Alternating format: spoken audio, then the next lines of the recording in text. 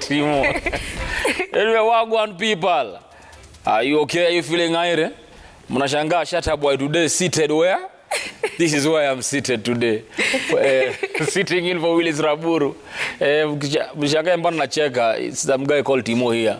Ananipatia directions zingine za ajabu. Anyway, if it is Tuesday, you best believe we're here to make your morning explosive. This is where we get to exchange ideas and maybe help shape opinion or help you think or see things in a different light. And of course, I can't do this alone, especially today, because today what we want to talk about has a lot to do with money. Actually, in today's episode, what I tell you to do, get a pen and paper. Write down these things, because whatever we are going to talk about today might change your life. Of course, I'm not alone. Tunaanzia hapa. Dio. Mambo. Muzuri. Uko fiti? Fiti sana. Kabisa. That's enough for today. Now you can speak all the English you want. Moja ingine. Yes. Yeah. Uko sawa? Niko best. Okay. Yeah, man. Hiyo ni mzuri na ye anaonekana mrembo. Asante. Let me tell you, every Tuesday morning, yes, one of the highlights of my morning is just to listen to Shazmin speak Kiswahili. It's so funny and it's so good and it's so nice, and I'm always so excited, like, oh, you learned that again. That's so nice. Mrembo. Asante. When you go to Hot 96, there's a guy called Kianda. He does sports. Idio. Every morning, like today morning, I was with him. He says, go ask Shaz what I taught her yesterday. What did he tell you? Ilikuwa so good. Something about, you know, you tie the goat to the rope. Yeah, what is it? Anyway, you haven't introduced yourselves, guys. Oh, I'm Shazmin Bank, life strategic relationship coach and intimacy coach. Kabisa. Well gone. More life. Need to introduce. Yeah, of course. It's been long since I've had to do that. Yes, introduce yourself. Niko amazing. I feel good. The mood, the color just sets my mood. Kabisa. I'm very, very happy, excited today. Yes. Mini Roberta Bobby, a writer. I write about relationships and intimacy. Kabisa. Yeah. Like whatever it is that you're doing. Thank you. The weekend must have been this also. It shows, yeah, it shows. Most definitely. I'm really well rested, and I hope you are too. Most definitely. See, you saw the photos and everything. Oh, what? Sherehe, king of sherehe. Kabisa. CJ will be joining us in a little while. Amesema tu nyinyi anzeni ninakuwa, so when you see CJ here, don't msifikirie ni abracadabra zimefanyika and pop. CJ is here, he's on his way. So guys, today we want to talk about money. We want to talk about budgeting and relationships. Because, well, over the weekend, there's been actually an hashtag trending about lowering food prices. And I would assume young families that are watching today, probably you might be going through the same that everyone else is complaining about. Actually, yesterday on my radio show, I was talking about it and how young couples are breaking up because of money. Not infidelity or love, but just because the money issues are getting to a point where a relationship cannot be sustained anymore. And we thought it wise to come talk about budgeting in a relationship or in couples. Sindio? So let's start with discussing what a budget is. Some people say when you have bills to pay, I'll pay rent, I'll pay school fees, that's a budget. And I'm thinking, no, that's not a budget. Anyway, Bobby, according to you, what's a budget? The definition that I know of a budget is an estimation of money, or let's say like the revenue you earn or you have over a period of time that's set to take care of maybe your day-to-day activities like food, and also to plan for your future. So it's like a plan at a basic level for yourself that's financial, where ni ya kujipanga na kujipangua. Just to take care of like what you need done on a daily basis and to plan for your future as well. Kabisa. Yeah. Well, you know, Shaz, in the definition of a budget, there are 4 components of a budget where you have the must pay bills, that is your rent, your maybe school fees, the utilities that you must pay. There's debt repayment, there's investments and savings, and there's also miscellaneous when you're discussing a budget all through. Sindio? So now I want to bring it to a relationship. Say you've been living alone, because I want mostly to focus on young couples. You've been living alone, and it gets to a point now there is someone else on board. there's a way you've been planning. Maybe you've decided to follow the 50-30-20 rule of budgeting. And now there's someone else that has come on board. When is it appropriate time to now say, we will do our budget together? Or do you continue doing your budget alone, even if you're not yet together? Like not cohabiting. You're still dating, but you've not yet cohabited. When do you start factoring in the other person? Brilliant question. And I think it starts in the beginning. Well, not the first 2, 3, 4, 5 dates. I think those dates are something you enjoy when you get together. But I think a lot of people underestimate that in relationships, 50% of divorces that happen are because of finance. 70% of the 50 are because people just couldn't reconcile finances and come together on how do we work this. Because you have different kinds of money personality traits. You've got somebody that's the common investor, you've got somebody that's the big saver, you have someone that's a big spender, you have somebody else that's, you know, consistently in debt. So you need to be able to figure out when you're also a young couple and you're dating, what's our money language together? You know, right now we might be spending because we're dating and we want to enjoy, but do we have a plan? If I'm looking at a long-term relationship with you and I'm coming into this together, are you someone that likes to spend a lot? And if I'm someone that likes to save a lot, we need to have a conversation.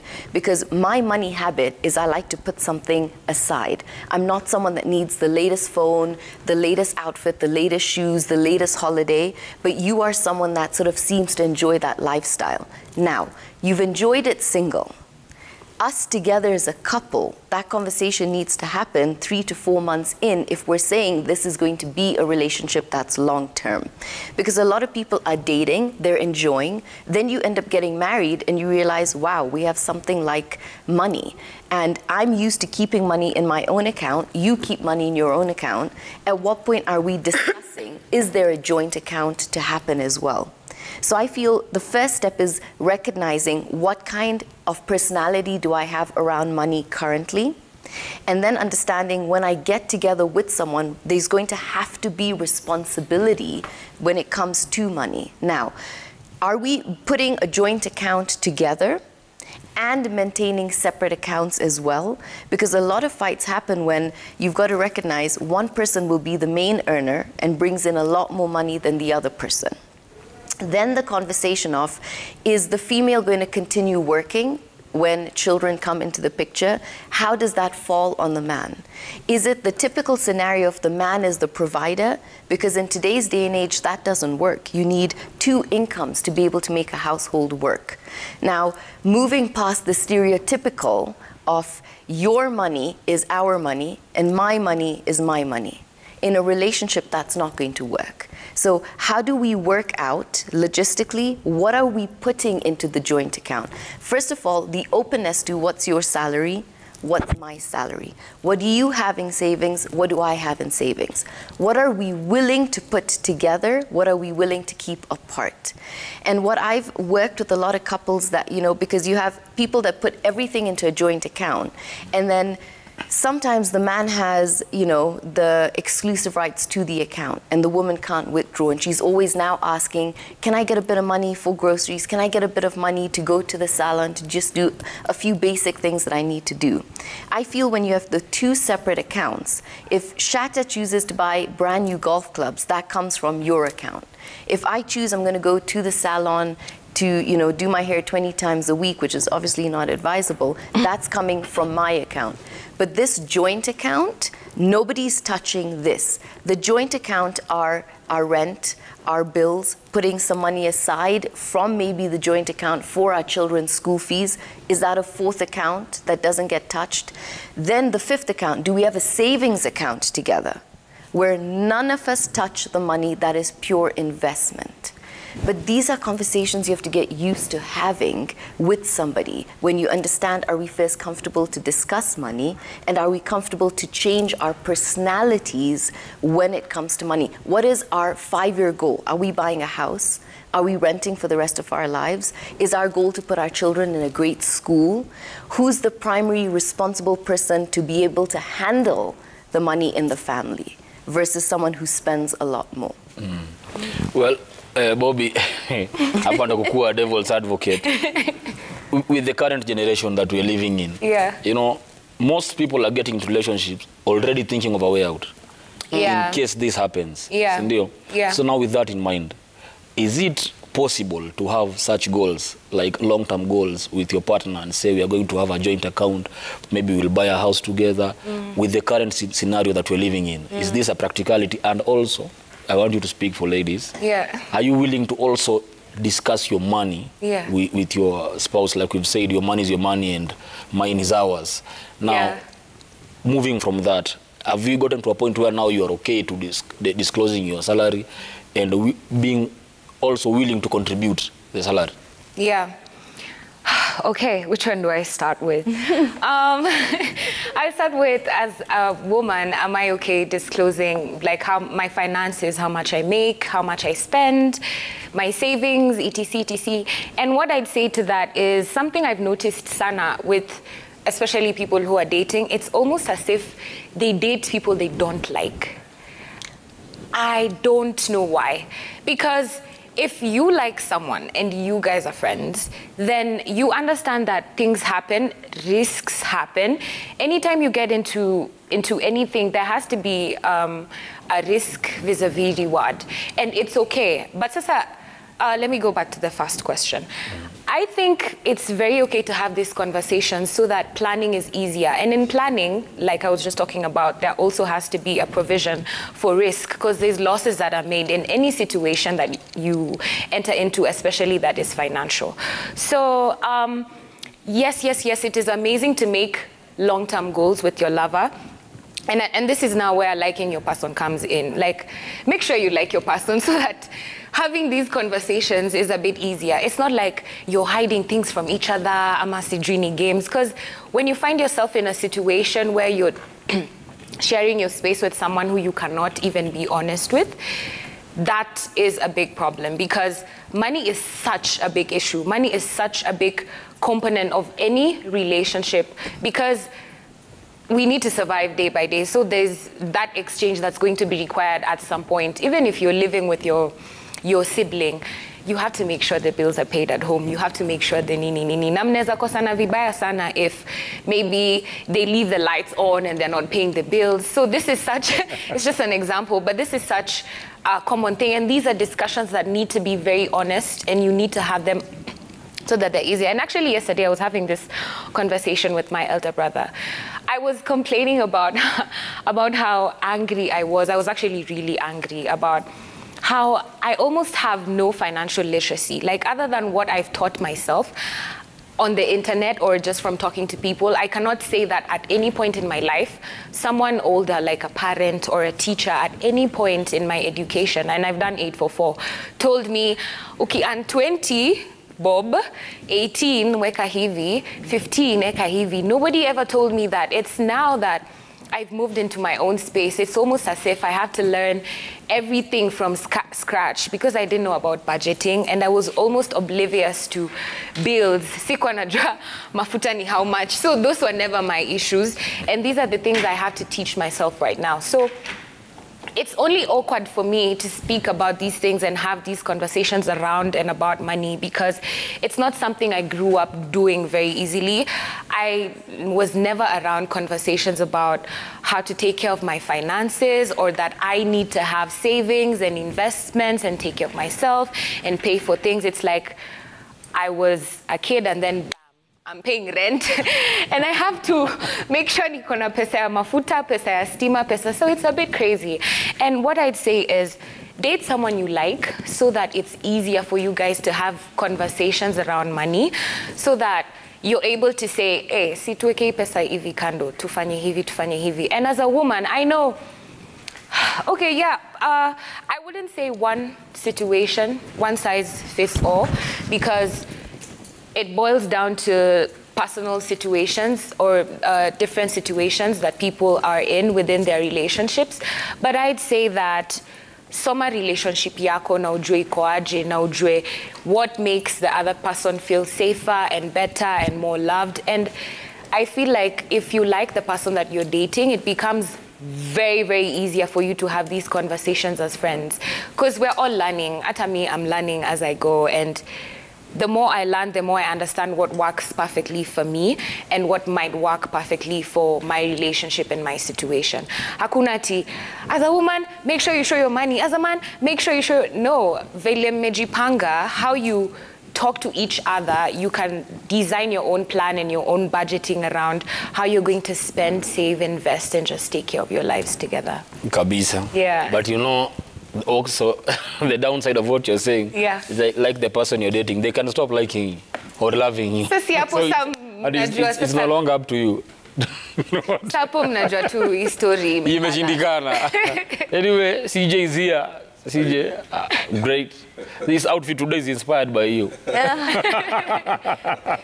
Looking good, man. Thank you. Same, everything nice? Good, good. Everything is good. How was the week? It was good. Kabisa. It was good. Hectic. And then very hectic traffic today. Yeah. I was just telling Shaz today, I got here, it took me 2 hours to get here. Oh, yeah. Anyway, so you're here and we're talking about money. We pick from, from what you've heard Roberta say. There are instances that we were discussing, we're saying now it's gotten to a point where maybe couples need to have a joint account or disclose the money you have and your budgets together. There are scenarios where you find that most men don't go to formal employment where you will expect an end-month salary, like a pay slip. Most of them go to businesses. And you find maybe the other party has an end-month job where they get a pay slip. So in a scenario like this one, how do you know what to contribute? How do you know how to budget this money that you don't know this is the amount I am guaranteed of getting, like in business? How do you handle such a situation?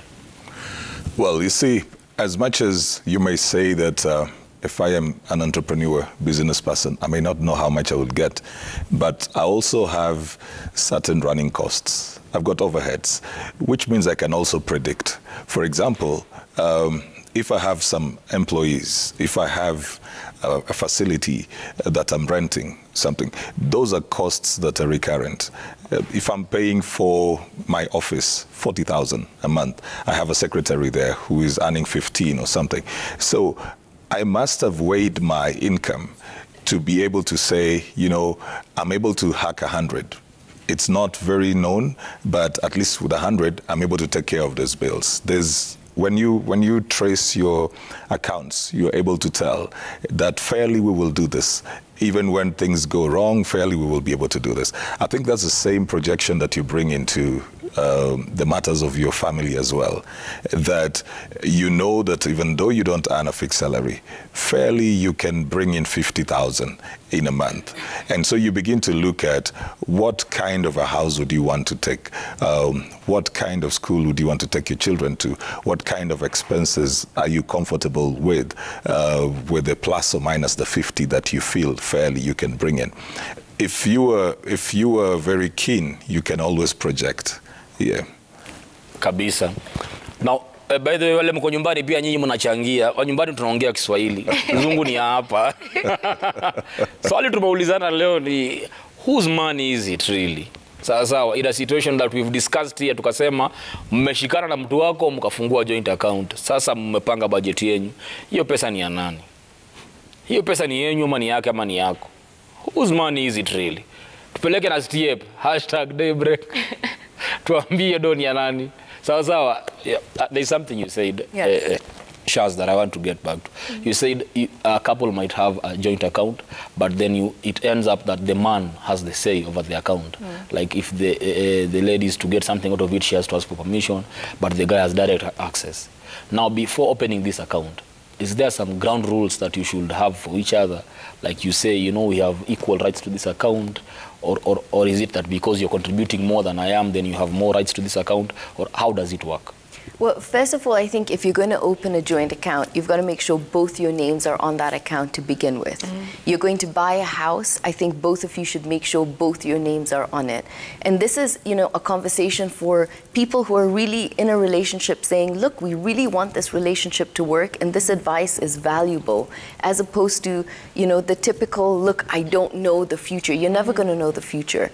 But I feel you have so many options if you feel you're more wealthy, or you're coming with the wealth and you're not comfortable about the person you're marrying, well then first of all you got to think about, you know, the person you want to spend the rest of your life with. But then there's always the prenuptial agreement, you know, where you make sure that the person understands, look, should we have a separation, you're not entitled to all the wealth.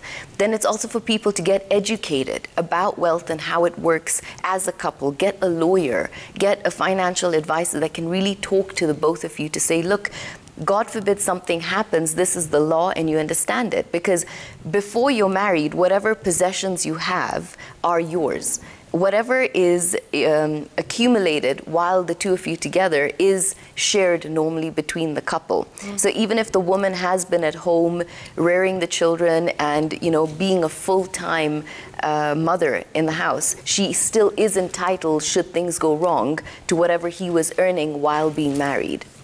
So for a lot of people, it's really to get to understand the law and where things stand should things go wrong. And that's just wise as a couple to have these very open, honest conversations, because at the end of the day, it's like, look, we have children. Should anything go wrong, what is the primary that doesn't shift? The children's education, the children's lifestyle, making sure that we're not fighting over money and they are the ones suffering, making sure we never fight about money and the children grow up hearing that, but maybe also discussing money and children understanding the value of how hard we work so they have value towards money as well. But I feel for young couples that are coming into relationships right now, it's really to be able to discuss, are we comfortable with putting our names on things together? Are we comfortable with disclosing everything? Are we, look, with the point of getting married is because we're in a stage where, yes, we want to spend the rest of our lives together. What will we do when things go wrong financially? Who is the one that should have the say? Because they're more responsible to handle the household.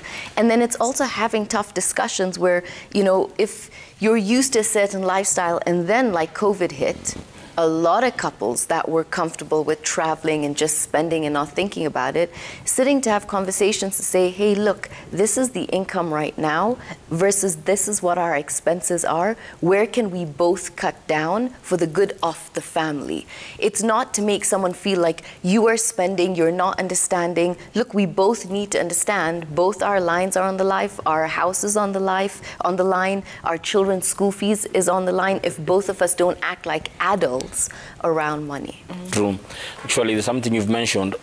Over the weekend, there was a scenario that I actually came across that lady had been giving money to her husband, and this guy has registered every property under his name, and they've separated, and now she's trying to get back her property, but there is nothing under her name because she trusted and gave everything. Oh my God. There are scenarios like that happen in life.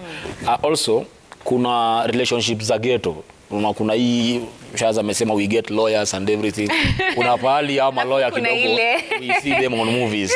You see, kuna wale hawa tunawaona in movies kiukweli una get like you hear wewe ni mama wa kwangu tuishi. Hivyo ndo tuko mtaani, unaona what I get and what you get. Si ndio? Now it gets to a point where you need to make decisions. Tumeongelea investment and there's the difference between investing and saving. Si ndio? So in this family, wewe kama mdem probably hujakuwa ukitoa doa mingi kama uchali. You want to save because everyone wants a safe haven. You know, if I am saving, my money is safe. But when I'm investing, it's a risk.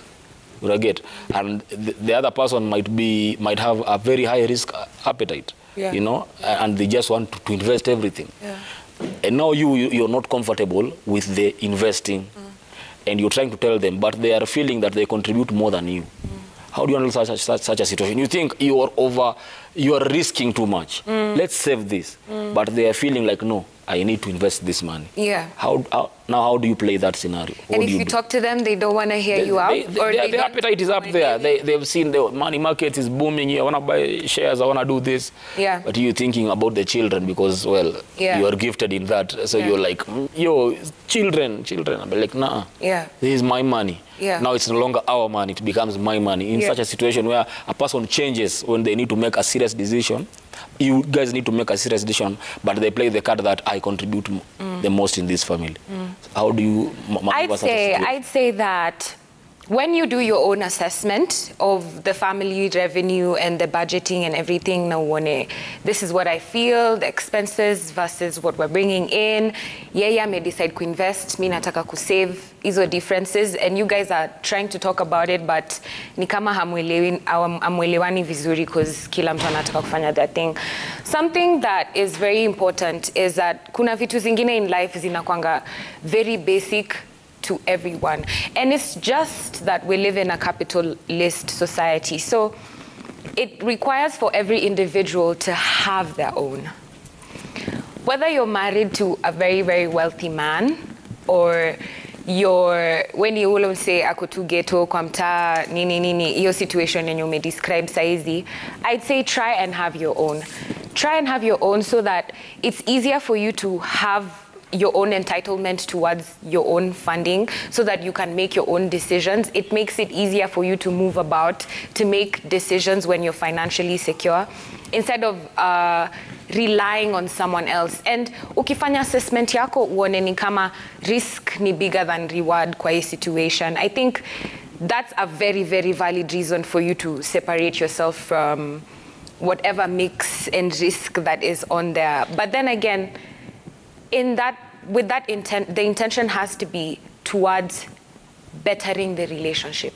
See, that's why nasema date wasemna like ndo mweze kukua friends, so that in such a situation it's not like you're trying to punish them by withdrawing your contribution, or now it has to become an argument of mi ndo leta pesa nyingi, wewe uletangi pesa yoyote, nini zi. When you guys are in this together and the projection and the progression of the relationship is that you want to do better and be better together and to improve, you have to realize that there's so many things that are bigger than your emotions within the financial situation, and you have to be smarter. So ukiassess uone hapa kuna more risk than reward, I think it's okay for you to be able to take the bold step to make your own decision towards saving and improving your financial situation. So madem wote uko nje na machali wote, please have your own money.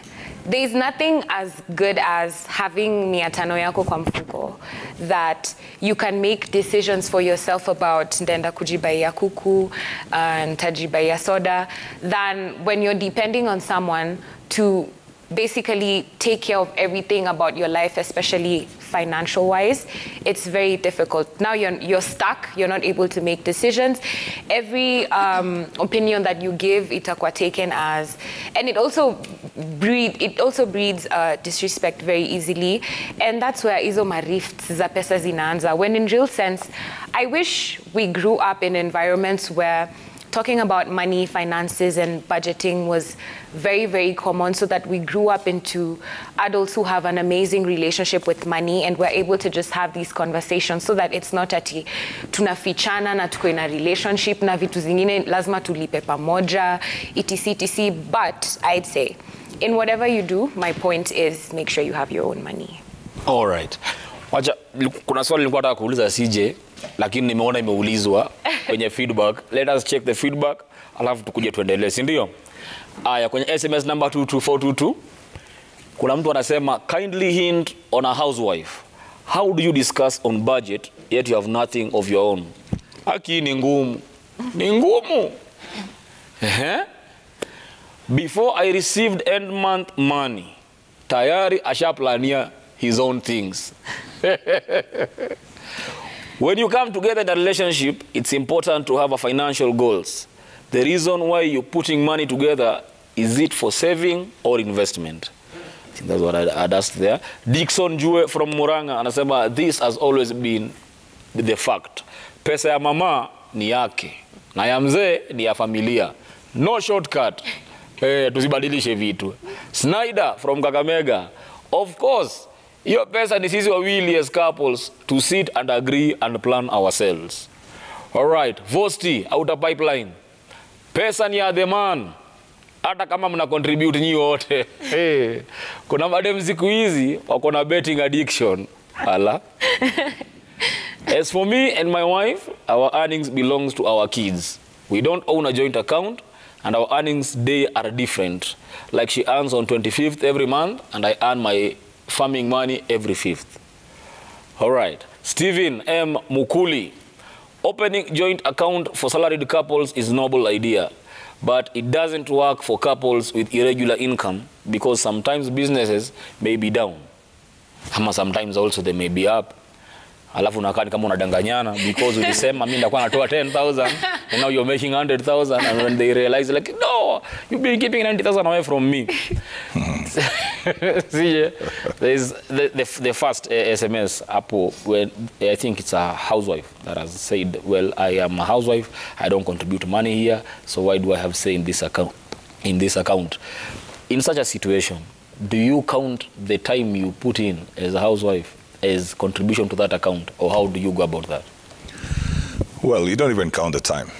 You count the fact that you've given your life there. Because how much time does a housewife give into a family? I think the moment two people come together, they've got to understand that their contribution are both hard and soft. Somebody's presence there. I like saying this all the time, that there are people whose contribution is to give you the environment, a conducive environment for you to go out and work and make the money. If I am not well at home, for example, if I have a stay-at-home wife who is taking care of the children, it will reduce certain risks as well at home. I may not need to have certain kind of people taking care of the children, or even if they're there, their involvement is not too much. You may have people who are taking care of your children in terms of food and dressing, but they will not raise and train your children. So when I have somebody who's raising my children in the way that I want, they're already putting in so much into whatever I am doing, because I can concentrate on the work that I'm doing and knowing that my children are still being raised well with the values that I would desire. So that person is allowing me to actually go and make money. They're allowing me not to spend a lot of time taking my children through juvenile systems, not being called by the police, not being called by the ambulance, the hospital that your kid was found over here in drugs, he was totally lost, and we have him in hospital, he's on a drip or something. That person is really contributing so much that you cannot even quantify. So the thing of how much does the person contribute should not only be seen from the point of money. So when it comes to a stay-at-home mom saying, I don't contribute anything, how do I discuss the budget? We have different money strengths as well. When I was coming, I was also following the conversation. Shaz talked about something I like talking about, which is money personalities as well. So I may be staying at home, but I'm a better manager of resources than you are. I'm bringing in my skill apart from my time. You may be a very good person when it comes to making the money, but you don't know how to multiply the money. You don't know how to manage the money. You can't save it. You can't even invest it, but you're very good at bringing in the money. This is why even in companies, we employ financial managers. We employ accountants. We have all these people because some of the entrepreneurs do not have the skill to even keep their own money. This is why people put their money in investment schemes, because they don't even know what to do with their money. The fact that you're good at making money or you make more money does not mean that you also are good at keeping money. It could be just one deal happened. You hit your 50 million somewhere. You sold a piece of land, a property for somebody. That doesn't really mean that you're very good at making money. You could have just stumbled into a deal. But now what do you do with this? It's the reason, Shatta, you get people who get into things like the jackpot, people who get donations, and after a while, they just go back into being broke. So probably the spouse is good at managing the money. Probably the spouse is good at saving that money, investing that money. There are people who have financial intelligence, but they don't have money. We cannot, therefore, diminish their financial intelligence just because they don't have money yet. You know, we take money to the banks. Some of the people who receive the money don't have the money that we have. We do all this all the time. There will be people who will advise you about things. So your partner could be your greatest advisor. Why? Because they will also be affected by the decisions that are being made. It goes back into the foundation of that relationship. Whether the person is really into it, they mean well. So that is where now you start talking about, do you have the bigger picture? What are your priorities?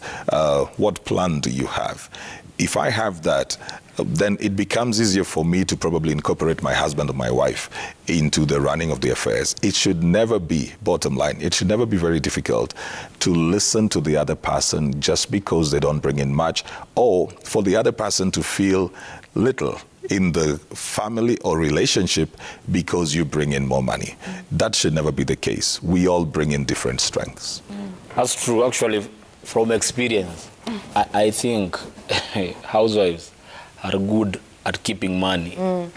Because sometimes you go home and you don't have this money. You think, what are we going to do today? And she tells you, from the money you give me, I have kept this aside. The money that you didn't expect existed, and it's here. They are very good planners. Sometimes they will surprise you if you... then I think what's coming out then, it means you need to learn everyone's strength when it comes to money. You need to learn that my person has this strength when it comes to money, you know? Like, for example, now there's a frenzy about digital currency and crypto. Everyone wants to go there. Everyone wants to go to that. Virtual investment. Exactly. Everyone wants to do that. But you see, maybe you're exposed to it. You have an idea about it. The other person does not have an idea about it, and you come home and you are all excited. And when you tell them, they think you're being conned. Because now, do you also take time to now, first of all, teach your person that this is what digital currency is, this is what a stock market is, this is what crypto is, or do you just ignore and go do? Is there a part that you need to teach your person now? Look, healthy, ideal relationships. If you want to be the kind of person that says, look, I don't care, my money is my money, your money is your money. I love that you used healthy, ideal. Because at the end of the day, when you turn around to say, I'm not moving, this is where I'm staying, you know, it's my money, you do your thing with your money. I can only imagine the kind of relationship the two of you are living. Not only is it a relationship of that's your money, that's my money, it's also, it's my weekend, I'll do what I want, I'll be with whoever. My food. Yeah, exactly. So an ideal healthy relationship would be, you know, like I'll give you a personal example. Mohammed is, I feel he's the genius of business, and I'm great at relationships. I'll teach him how we can always work on relationships, and he will consistently come to me and say, with respect to intuition, because I feel women have great intuition. Everyone has intuition, but women really do have great intuition. And he will come and say, look, I've got this deal, what do you think?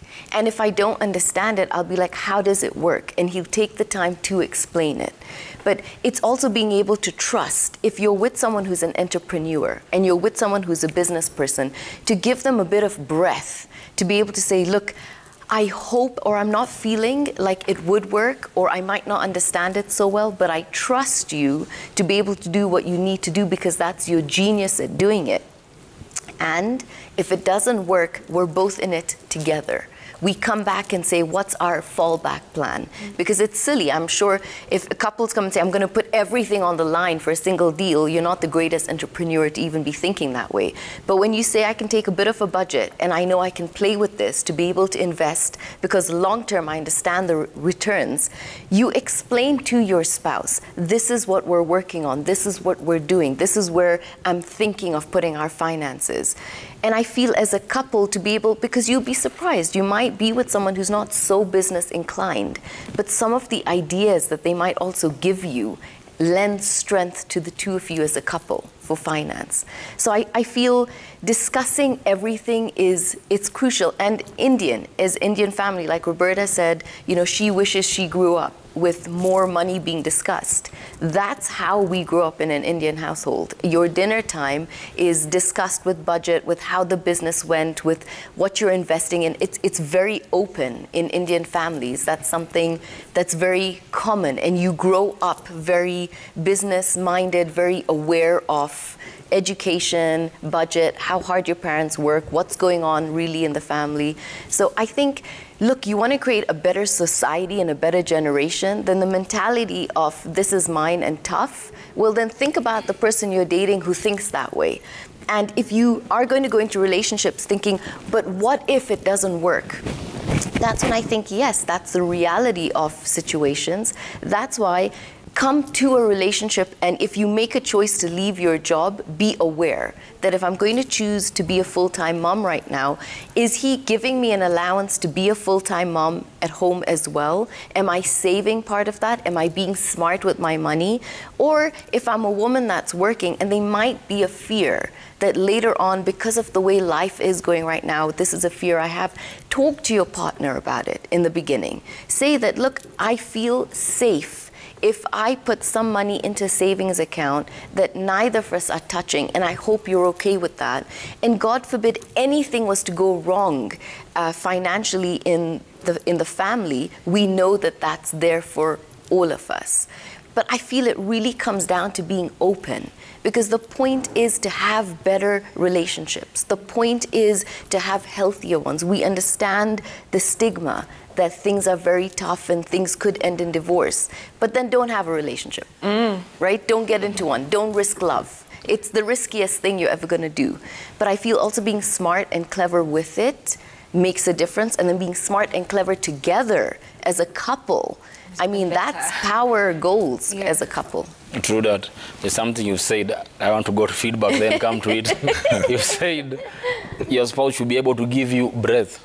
Like when you decide, I want to do this, I allow you to just maneuver with whatever it is that you're doing, as long as you're not over-risking, because you're told, do not risk, do not invest what you cannot lose also. But some, you will go investing and they'll be like telling you, unapenda kuharibu do. Okay, Swahili. Unapenda spoil money. Yeah, let's see some feedback from Twitter, then we come back. At Martin_MartinSQ. Unless we have a rigid, wall-written agreement, my money remains my money. At T_Kanyi_Mwangi, first, financial literacy is very important, and setting up financial goals is very critical on how you use your income. The overall objective in relationship coming together is growing wealth and transfer the wealth to your children. At Machoka Simon, deciding to come together, whether to raise a family or for cohabiting, is a more expensive sacrifice than having joint financial obligations. We earn each other's respect by sharing ideas and not overburdening anyone.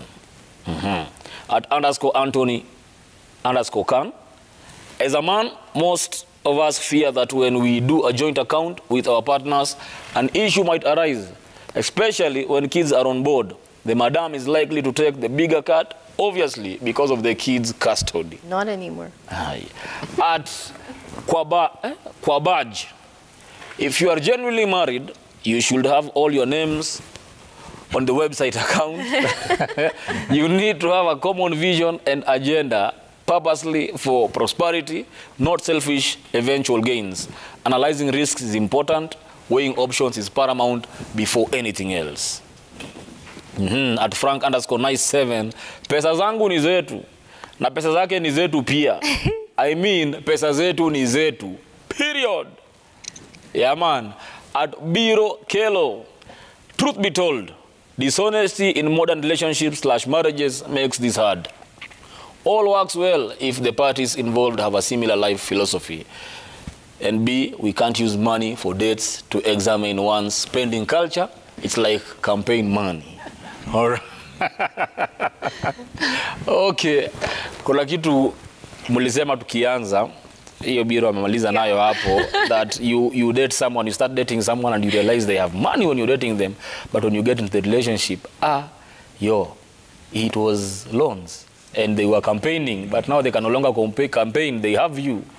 Anyway, as we wind up, kuna couples, young couples wenye wanapitia, when we started we said people are breaking up because of the economic constraints, and money is a major part of it, that you feel we cannot sustain our lives together.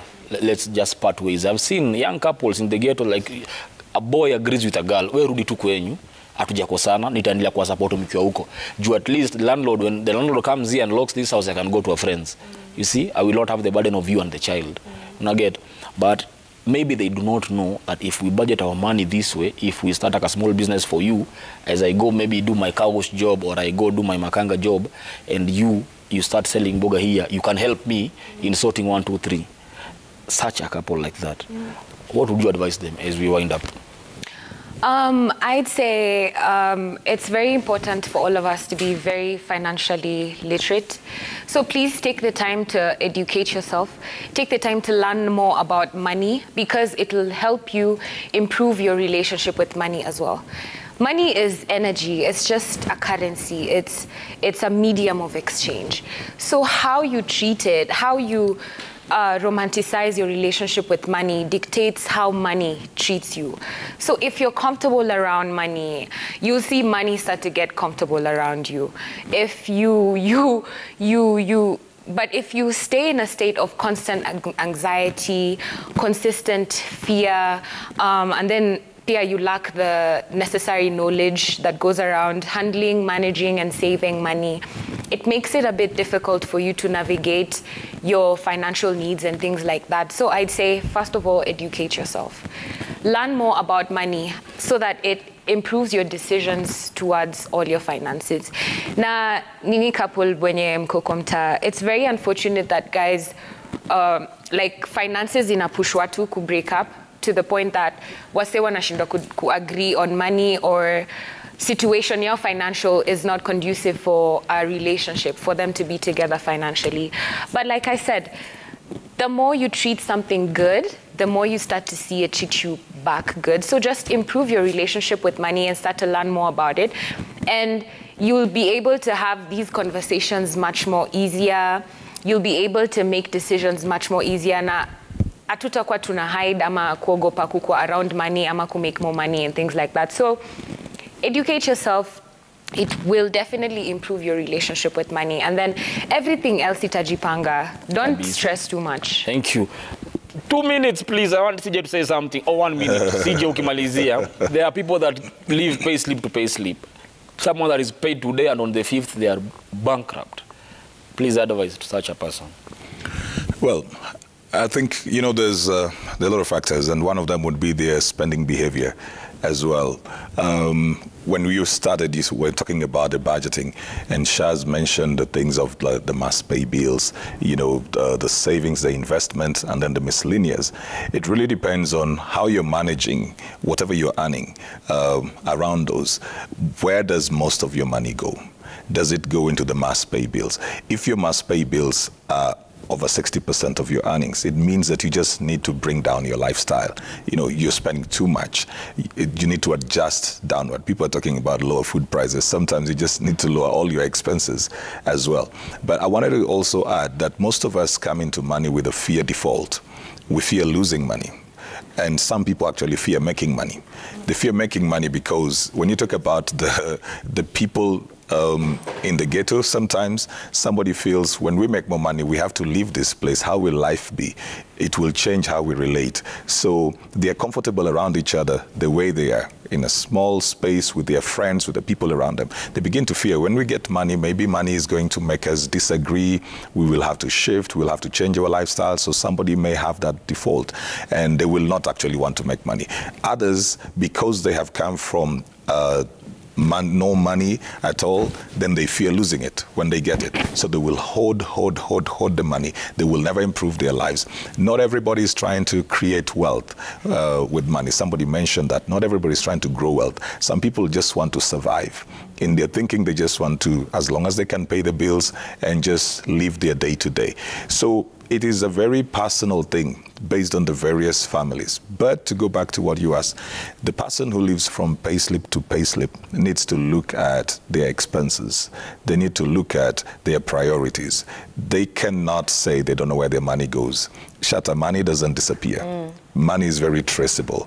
You'll see it in your receipts. You'll see it in your M-Pesa transactions. So you may just need to seek help.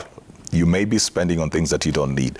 Very quickly, years ago, I realized that I was spending a lot going out into a cafe because I thought I needed the Wi-Fi there. When I began to calculate that, I realized it was going to be cheaper for me to put a Wi-Fi in my house because by the time you drive to that place, the amount of time you spend, even if you spend 500 and you do that 3 times a week, it's 1,500 or 2,000 in a week. When you look at that, you're spending more. It's easier to bring it back to the house.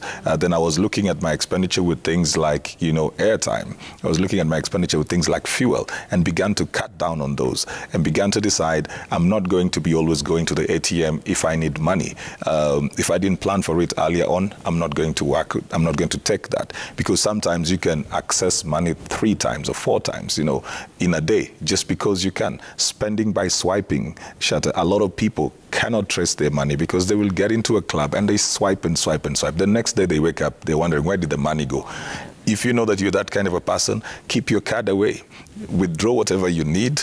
Go wherever you're going with cash, so that when you run out of cash, you run back home. You know, they're just simple adjustments that you can make, but you can't be totally helpless. If you are very genuine, you will start tracing where the waste is coming. Kabisa.